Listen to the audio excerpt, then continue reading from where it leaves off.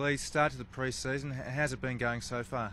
Yeah, it's been great. With youth brings excitement. We had a great trip in Utah. The first year players have been to Sereno for a trip, so there's been something happening sort of every day down here. So it's been an exciting start to the year. And what's the one focus, or the main focus the club's got for this summer? Pretty much just to get all the new players on board with the way we want to play. We're tinkering a little bit with the way we move the ball and our defence and even our stoppage structure stuff. So probably just training up the younger guys and get them up to standard as quick as we can. And what about the health of the list? Are there many players on modified programs at this stage? Yeah, there's a few that's been on modified, but we expect most of them to be back after Christmas. So, we're getting 30 plus on the track, which is pretty good. So, and after Christmas, I think we'll have most back. Sam Wright and Ben Jacobs, two really important players for the club who've missed a lot of the past 2 years. How are they tracking?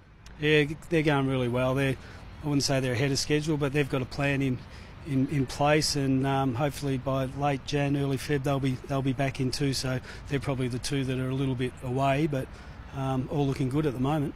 Paul Ahern, a really prized recruit for the club, but been under wraps, I suppose, for a year as he comes back from his knee reconstruction. How's he looking? Yeah, he's done really well. Really slow last year, coming back from a second knee op, so that was deliberate. But in Utah, he started doing everything. He really shone there. He's very competitive. He's really good one-on-one, and now he's pretty much doing everything. So hopefully it keeps going well for him. And the supporters will all want to know about the draftees and how they're going. Obviously, Luke Davies-Uniacke, the earliest pick the club's had since 2006. How's he going? How are the other guys going? Yeah, you can see why Luke was an early pick. He's done some things already where a few of the boys have had a little bit of a look at each other and a nod. So you can see why the recruiters liked him, and he's shown out here already that he's got a little bit of class, and he makes good decisions, and he's a good user of the ball, which is exactly what we want.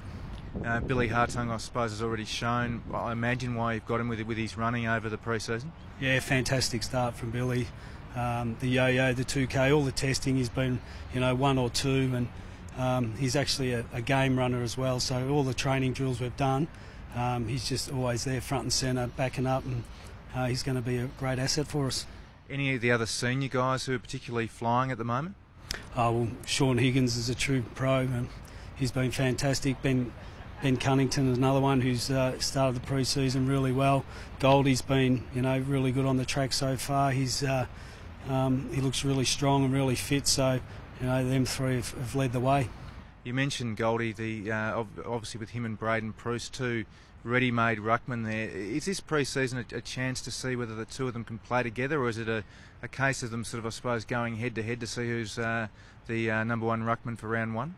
Yeah, well, that's true. Bruce is a little bit behind. He's doing everything but the competitive with his shoulder.